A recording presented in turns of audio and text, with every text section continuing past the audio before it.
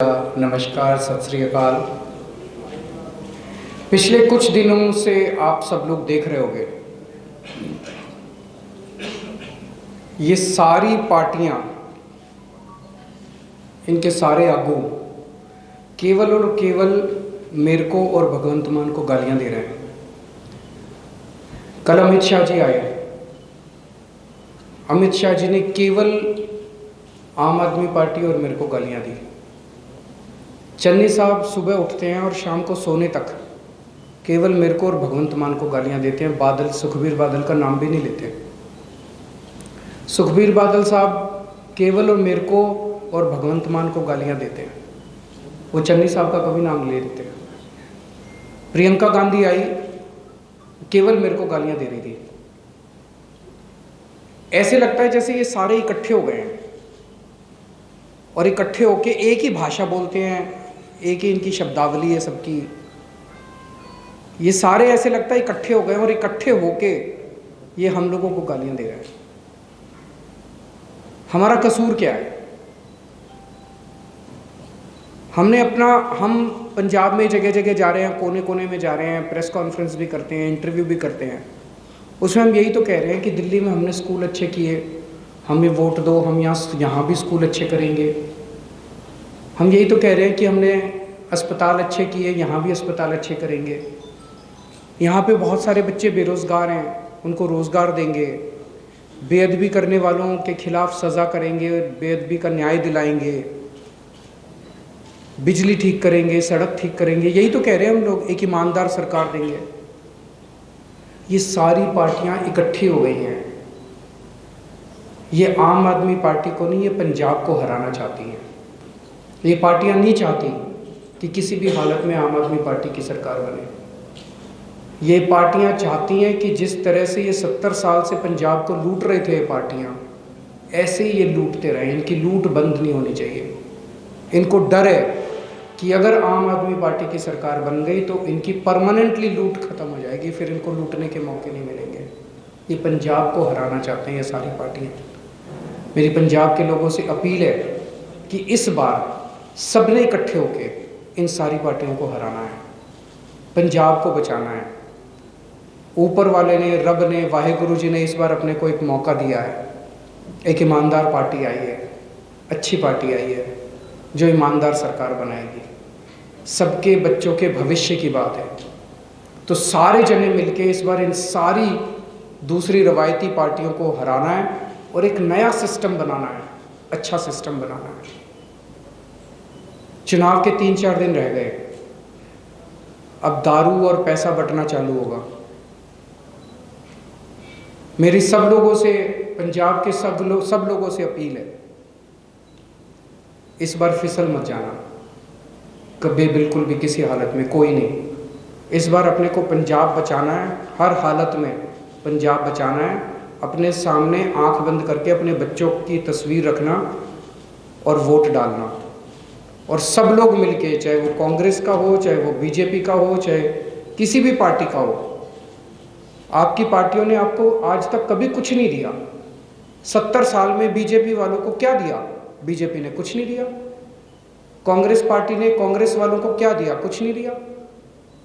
अकाली दल वालों ने अकाली दल के काडर को क्या दिया? कुछ नहीं दिया। इस बार सारे जने एक बार अपनी अपनी पार्टी को भूल के सारे जने झाड़ू का बटन दबा दें। आपके कोई प्रश्न तो बताइए। कई बार जो आपके द्वारा अपने विक्रम मजीठिया के साथ जो समझौता हुआ था, उस बात को लगातार उठाया जा रहा है कि विक्रम मजीठिया के खिलाफ आरोप।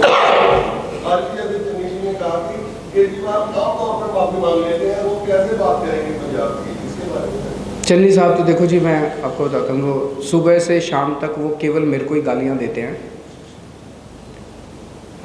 आजकल वो रात को सो भी नहीं पा रहे। वो रात को सोते हैं, आंख बंद करते हैं, जैसे ही आंख बंद करते हैं उनके सपने में मैं भूत की तरह आता हूँ और फिर वो एकदम से अचानक डर के उठ जाते हैं। जितने पंजाब को लूटने वाले आगू हैं जो आज तक लूट रहे थे, उनके सारों के सपने में आने लगा हूँ आजकल मैं, और वो पूरी रात नहीं सो पा रहे। जिस किस्म के बयान चन्नी साहब कर रहे हैं उससे तो यही लगता है कि काफ़ी दिनों से सोए नहीं है, काफ़ी दिनों से उनको आराम की सख्त ज़रूरत है। इसीलिए वो बेतुके बयान 24 घंटे मेरे खिलाफ करते रहते हैं। कल प्रियंका गांधी आई थी और सीधा आप लोगों की आरोप लगाने की आरएसएस की टीम है, आरएसएस के साथ आप जुड़े हैं। वो पिछले 7 साल से यही कह रहे हैं, बीजेपी की बी टीम है, आरएसएस की बी टीम है, इनकी सी टीम है, हाय रे मर गए रे, केजरीवाल हमारे वोट ले गया रे। वो रोते रहेंगे, धीरे धीरे खत्म हो जाएगी कांग्रेस। सर, अमित शाह के पंजाब में थे तो उन्होंने कहा था कि केजरीवाल साहब सिर्फ वोट की राजनीति करते हैं, इनका सुरक्षा को लेकर कोई लेना देना नहीं है। बॉर्डर स्टेट है तो हमेशा बढ़ा रहा है, तो उसी पर निशाना साधा। देखिए, आज पंजाब के अंदर पिछले 5 साल में और ख़ासकर पिछले 3-4 महीने में जो घटनाएं घटी हैं, उससे एक बड़ा प्रश्न खड़ा होता है कि क्या कांग्रेस पंजाब को, पंजाब के लोगों को सुरक्षा दे सकती है। एक तरफ जहां आम पंजाबी अपने आप को असुरक्षित महसूस कर रहा है, महिलाओं के खिलाफ बहुत सारी वारदातें हो रही हैं, आम जनता के बीच में क्रिमिनल आपराधिक घटनाएं बढ़ी हैं। दूसरी तरफ बेअदबी के कई सारे अटेम्प्ट्स हुए हैं पिछले कुछ महीनों में। लुधियाना में बॉम्ब ब्लास्ट हुआ। प्रधानमंत्री की सुरक्षा, जब प्रधानमंत्री आए, प्रधानमंत्री की सुरक्षा में सिक्योरिटी ब्रीच हुआ। प्रधानमंत्री की सुरक्षा देश की सुरक्षा है, उसके ऊपर राजनीति नहीं होनी चाहिए। उसके ऊपर दोनों तरफ से राजनीति हुई, मैं उधर भी दोनों तरफ से उन्होंने राजनीति की। आम आदमी पार्टी कभी भी देश की सुरक्षा के साथ समझौता नहीं करती। हम कभी राजनीति नहीं करते। हमारे केंद्र सरकार से 100 मतभेद है, सब जानते हैं।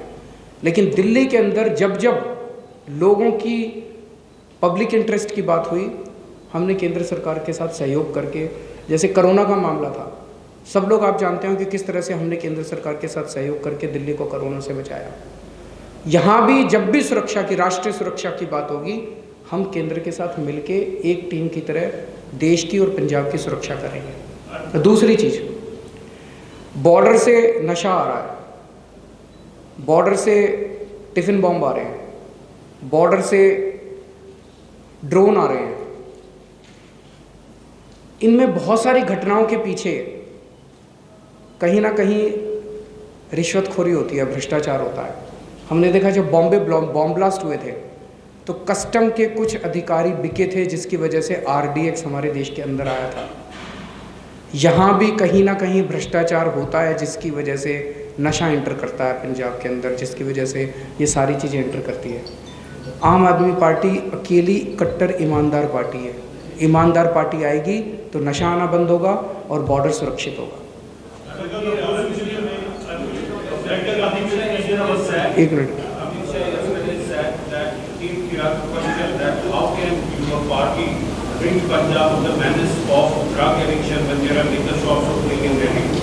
कितने लिकर शॉप्स हैं उनसे पूछना जरा।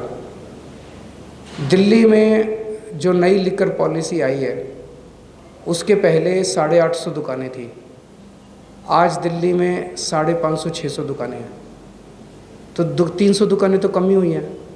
फिर वो कैसे कह रहे हैं कि दिल्ली, वो कुछ भी बोल देते हैं। और बीजेपी तो झूठ फैलाने की मशीन है। मैं उनसे अगली बार वो ये कहें तो उनसे ये पूछना कि दिल्ली के अंदर तो दारू 1 नंबर में बिकती है, गुजरात के अंदर तो पूरा ड्राई स्टेट है, खुलेआम दारू की नदियां बह रही हैं वहाँ। उस इलीगल दारू का पैसा किसके पास जाता है?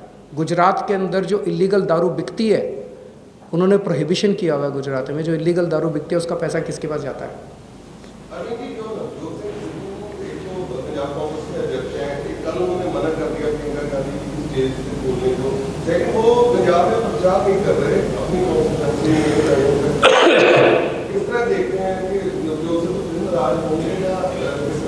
देखिए, पूरी कांग्रेस पार्टी सर्कस बनी हुई है। जैसा कल भी मैंने भी बोला था, भगवंत मान जी ने भी बोला था।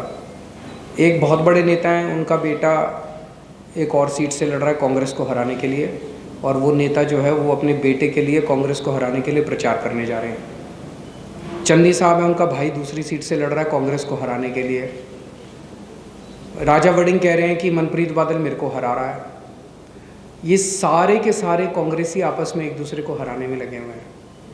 क्या ऐसी पार्टी पंजाब को भविष्य दे सकती है? और दूसरी तरफ जब आप आम आदमी पार्टी की तरफ देखो तो एक अच्छी सुनियोजित सिस्टमैटिक परिवार टीम नज़र आती है। ऊपर मैं हूँ, पंजाब में भगवंत मान है, नीचे हमारे कैंडिडेट्स चुनाव लड़ रहे हैं, घर घर जाके लोगों को पंजाब की तरक्की की बात कर रहे हैं। जिस घर में प्यार होता है, मोहब्बत होती है, वही बरकत करता है। जहाँ इतने लड़ाई झगड़े होते हैं वो तो परिवार बिखर जाता है।